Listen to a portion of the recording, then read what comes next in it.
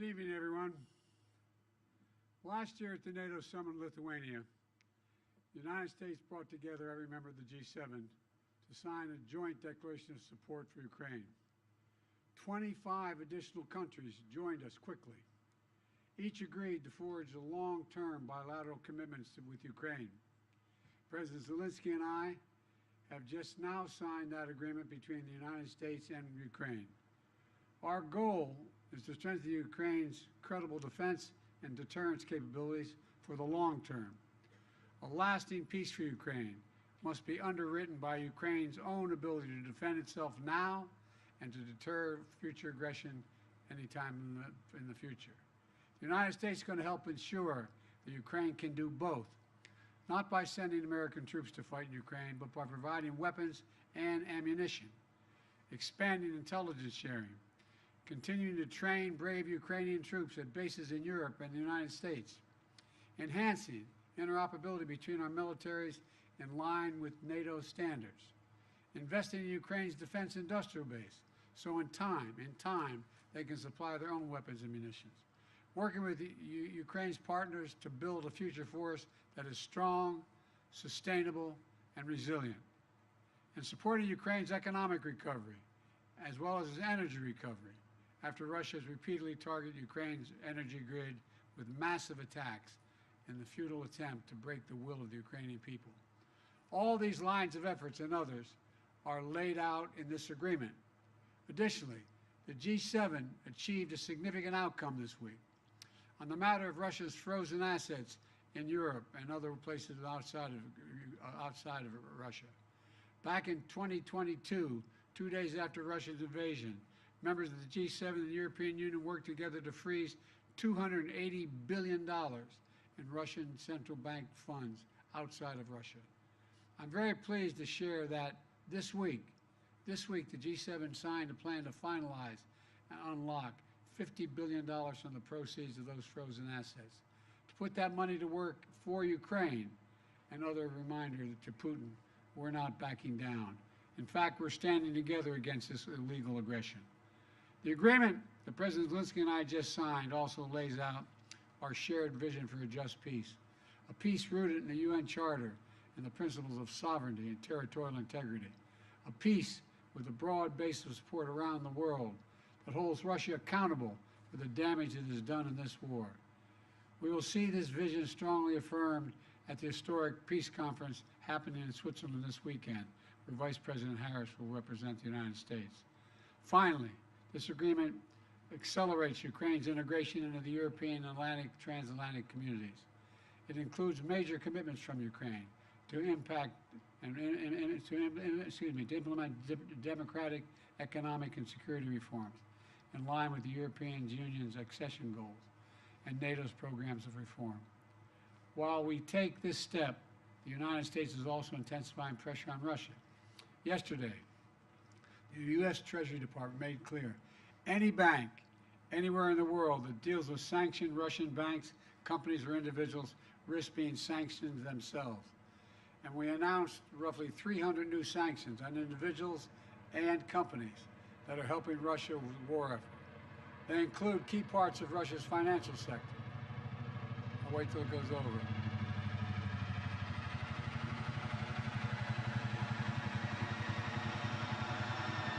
As well as individuals and entities that supply Russia with items critical to its defense production, like microelectronics, machine tools, and industrial materials. We also sanction more Russian future energy projects, that Russia's natural gas oil projects that are under construction and are not yet fully operating. Putin is counting on revenues from these projects. Our sanctions will disrupt those plans. Plus, at the G7, we discussed our shared concern about countries like China, who are supplying Russia with materials they need for their war machine. And we agreed to taking collective action to push back against that activity. Let me close with this. We've taken 3 major steps at the G7 that collectively show Putin we cannot wait us out. He cannot divide us. And we'll be with Ukraine until they prevail in this war. First is the bilateral security agreement just signed. Second, historic agreement to provide $50 billion in value from Russian sovereign assets to Ukraine. And third, an agreement to ensure our sanctions efforts disrupt third countries that are supplying Russia's war efforts. That will increase pressure on the Russian economy. Collectively, this is a powerful set of actions and will create a stronger foundation for Ukraine's success. 2.5 years ago, Putin unleashed a brutal war on Ukraine, and it's been a horrifying ordeal for the Ukrainian people who are so brave and incredible. It's also been a test for the world. Would we stand with Ukraine? Would we stand for sovereignty, freedom, and against tyranny? The United States, the G7, and countries around the world have consistently answered the question by saying, yes, we will. We will say it again, yes, again and again and again. We're going to stand with Ukraine. And thank you, and I now yield to my friend from Ukraine, President. Thank you so much, Mr. President Biden, dear President, dear journalists, dear Ukrainians, dear Americans, and thank you so much. Thanks, Italy and Georgia, for an invitation. Dear friends, today is a truly historic day, and we have signed the strongest agreement between Ukraine and the US since our independence. And this is an agreement on security and thus on the protection of human life. This is an agreement on cooperation and thus on how our nations will become stronger. This is an agreement on steps to guarantee sustainable peace, and therefore it benefits everyone in the world, because the Russian war against Ukraine is a real global threat. I thank you very much, Mr. President, for your leadership, which is reflected in particular in this agreement and in your years of support for Ukraine. I thank our teams, both teams. Thanks very much for making sure that the details of the agreement are really good. And of course, I want to thank every Ukrainian soldier, all our people whose courage made this level of alliance between Ukraine and the United States possible. And I'm proud of our people and what Ukraine can do, and I'm very grateful to all Americans, to everyone in America who strengthens American leadership. So, under the points of the agreement, first, the agreement contains a very detailed, legally binding part, and this means the credibility of America's support for our Ukrainian independence. Secondly, security commitments from the United States are based, among other things, on the sustainability of security and defense support, not only for the duration of this war, but also for the period of peace after the war. And we will definitely ensure peace. Third, it clearly states that America supports Ukraine's efforts to win this war. Fourth, the agreement has good provisions on weapons for our defense, whereas specifically on the Patriot systems, whereas specifically on the supply of fighter squadrons to Ukraine. That's right, plural squadrons, including but not limited to F-16s. We have worked for a long time for this.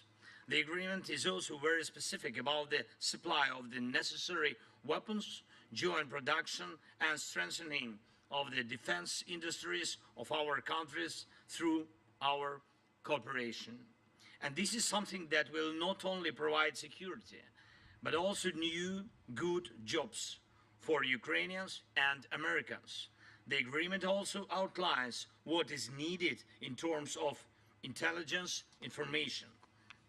The agreement contains key aspects of protecting the lives of our people. Fifth, it is very important that the agreement also addresses the issue of Russia's just responsibility for this war and its attempts to destroy Ukrainians. America supports both fair compensation for the damage caused by Russian strikes and working out ways to ensure that frozen Russian assets are used to protect and rebuild Ukraine. The agreement also includes sanctions and export controls that will make Russia feel the pain for what it is doing against the freedom of peoples. And two more things. I'm grateful that the philosophy of our security agreement is in fact the philosophy of the alliance, and that is why the issue of NATO is covered through the text of the agreement. It states that America supports Ukraine's future membership in NATO and recognizes that our security agreement is a bridge to Ukraine's membership in NATO. It is very important for all Ukrainians and for all Europeans to know that there will be no security deficit in Europe, which tempts the aggressor to war and makes the future uncertain. Now we are clearly defining everything.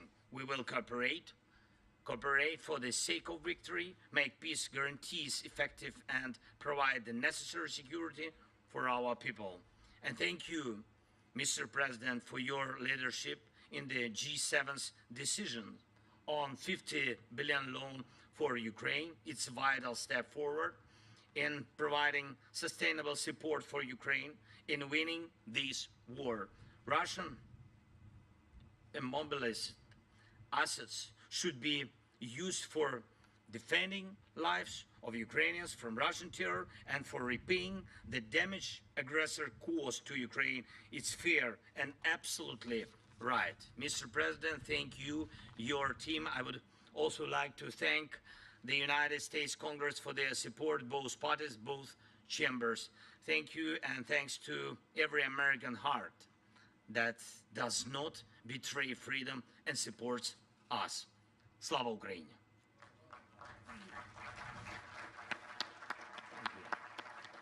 Now what we'll do is we're going to take two questions from American reporters and a question each from two American reporters and a question each from two Ukrainian reporters.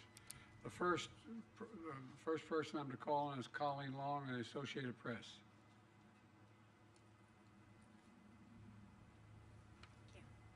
Thanks, Mr. President. About 2 weeks ago, you changed course to allow Ukraine to fire U.S. weapons into Russia. Given the reported successes, would you consider further expanding the parameters on U.S. weapons into Russia, even despite your concerns about escalation? And on the news from home, you're going through something that so many American families go through, the intersection of addiction and the criminal justice system, but you're not like most families.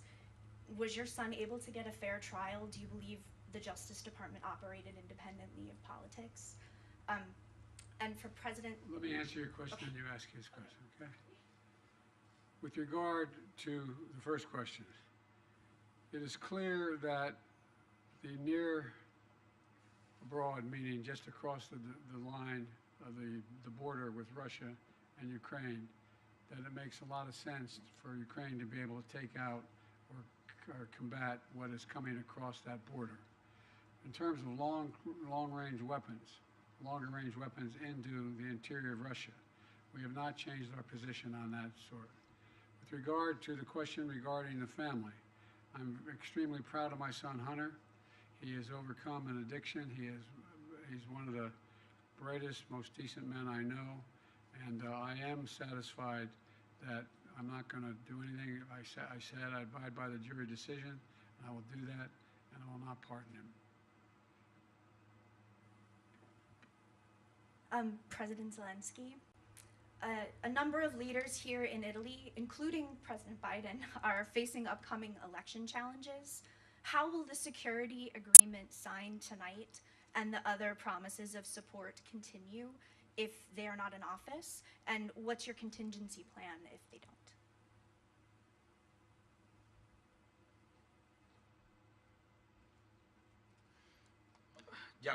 Thank you If I for can this answer question. in Ukrainian language? May I Yes, ask? thanks so much.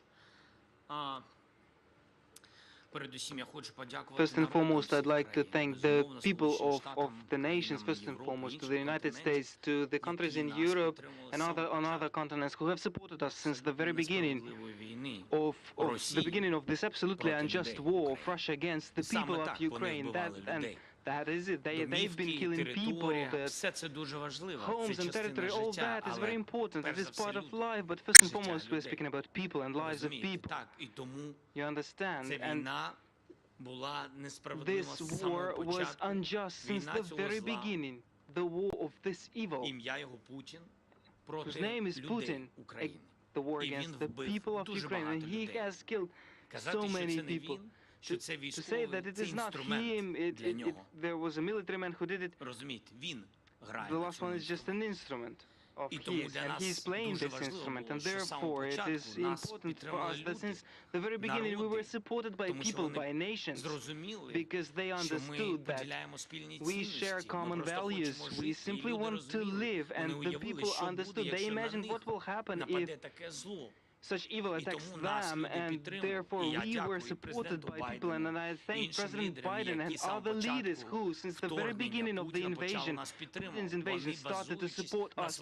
They, based on their values, they were based on the voice of their people, and it is impossible without people. And I am sure that this nation chooses leaders and presidents, and it seems to me that no matter whom the nation chooses, first and foremost, it seems to me that everything depends on the unity within this or that state. And if the people are with us, any leader will be with us in this struggle for freedom.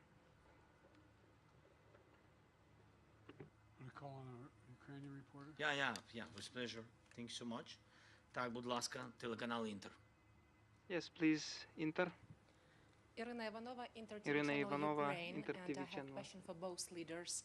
So today, during the G7 meeting, the discussion focused on developing Ukraine's air defense system based on the most advanced Western complexes and also on enhancing long-range capabilities. So my question is, can you provide any details on the initiative and about the readiness of our allies to take part in it? Thank you.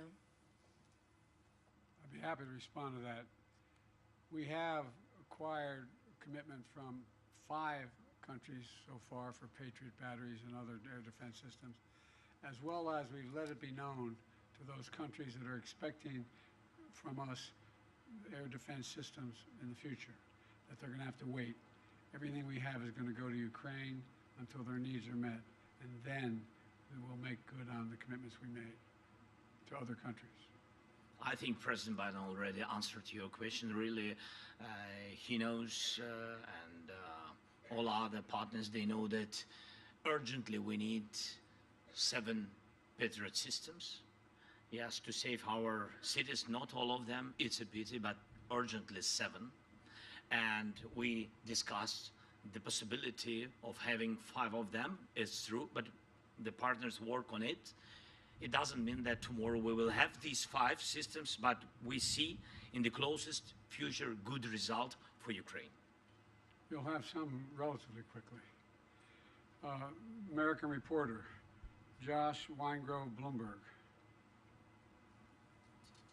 Thank you, Mr. President. I have a question for President Zelenskyy shortly on the announcements, but if you don't mind, I'd like to ask you about your discussions on the situation in Gaza here at the summit. You were asked just a short time ago about it after the skydiving demonstration. Can you give us your assessment of Hamas's response? And do you believe that they are trying to work towards a deal, or is this response working against a deal?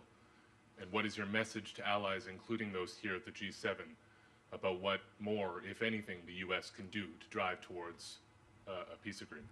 Thank you. I wish you guys would play by the rules a little bit. I'm here to talk about a critical situation in Ukraine. You asked me another subject. I'll be happy to answer it in detail later. But the bottom line is that we've made an agreement. I've laid out an approach that has been endorsed by the UN Security Council, by the G7, by the Israelis, and the biggest hang-up so far is Hamas refusing to sign on, even though they have submitted something similar. Whether now it comes to fruition remains to be seen. We're going to continue to push. I don't have a final answer for you. And to President Biden's point, a question about today's discussions. President Zelenskyy, the $50 billion today, you've had the supplemental, of course, from the U.S. Congress recently. Can you give us an assessment of the situation on the battlefield right now and what has been given now? How long will this get you in terms of either stopping the Russian advance or making headway on this? And how long will it last you if indeed future leaders or current leaders are unable to reach consensus on further aid packages? And President Biden, I'd welcome your assessment of the situation currently on the battlefield and what difference the supplemental has made as well, sir. Thank you.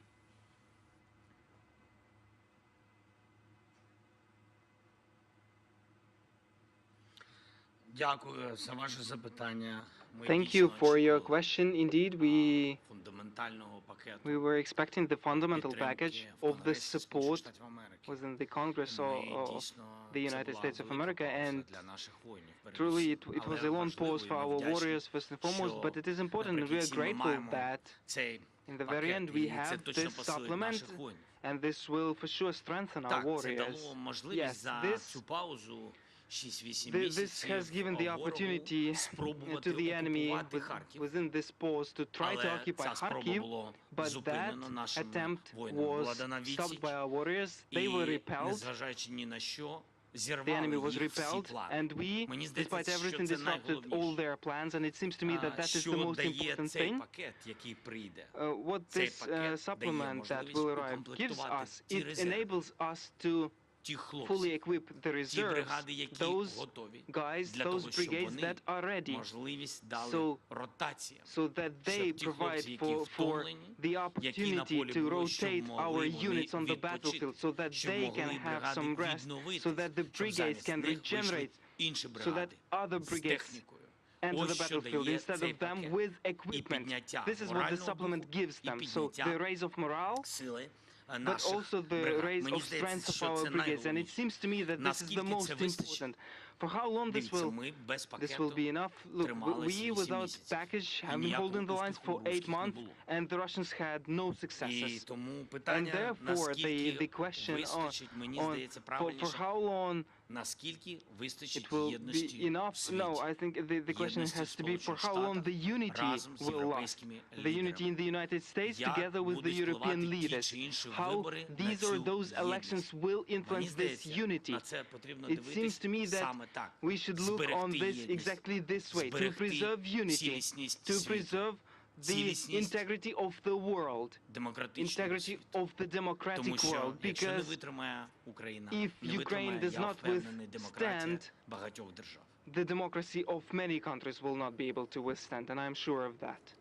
By the way, the idea that we had to wait till we passed the legislation overall, even held up by a small majority of our Republican colleagues, was just terrible. And there's a lot more money coming beyond what's already come in the other tranches that are available now that we've passed the legislation. So they'll have what they need and get it there as quickly as we possibly can. Thank you so much, Mr. President. Telegraph, будь ласка. Telegraph, please. Good evening. My name is Yaroslav Zharin of Telegraph VOA. Thank you for this opportunity. I have a long way from Kyiv and have enough time to prepare such long question. Firstly, to Joe Biden. Mr. President, the additional Ukraine Supplemental Appropriations Act that you signed mandated the submission of strategy war for the war in Ukraine within 45 days after its enactment. This deadline passed on June 8th, and now yet the international community has not seen this strategy. Has it been developed? And if the strategy is classified, what step does your administration plan to take to hasten Ukraine victory in the war? It's my first question. The second will be to the President. What was the last part of your question? Has it been developed, this strategy, and what steps does your administration plan to take to victory Ukraine in the war? The steps we're going to take to make sure that it has Ukraine has victory in that Russia does not prevail is continued support, what we just signed. We signed that, and a significant number of nations have signed it. We have convinced the G7, we've got support of the G7, and quite frankly, 48 other countries. We sat with the Prime Minister of Japan, South Korea. We have 50 nations have signed up beyond the NATO and the G7. And so we're going to stay as long as it takes. With regard to the plan, that is a plan in process now. We're discussing with our Ukrainian friends exactly what it would be. We have a lot of movement toward that. We know the outlines of it. We have not done the detail of it all. But we know what Ukraine is capable of doing when given the material to defend themselves, and that's exactly what they're doing now.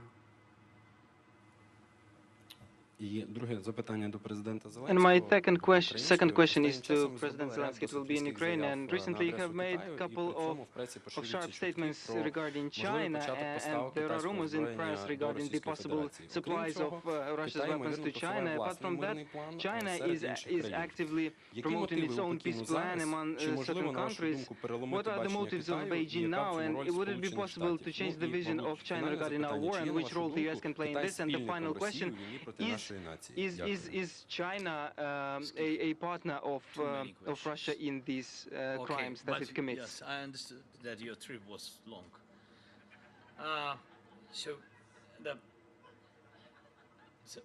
First of all, I had phone conversation with the leader of China by phone.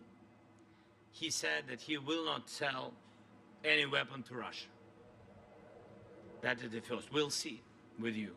We'll see. But he said to me, if he is a respectable person, he will not, because he gave me the word. The second, you know very good with details our peace formula. It's very open for everybody, basing on charter, yes, UN, and you know that it bases on next principles: territorial integrity, sovereignty, nuclear security, food security. If China has alternative view on it, it can prepare alternative peace formula. If we share common views on it, like with globally with all the world, I think so. So if they share the same way to peace, we will find dialogue. By the way, China is not supplying weapons, but the ability to produce those weapons and the technology available to do it. So it is, in fact, helping Russia. Thank you all so very much. Appreciate This concludes our press conference. Thank you, everybody.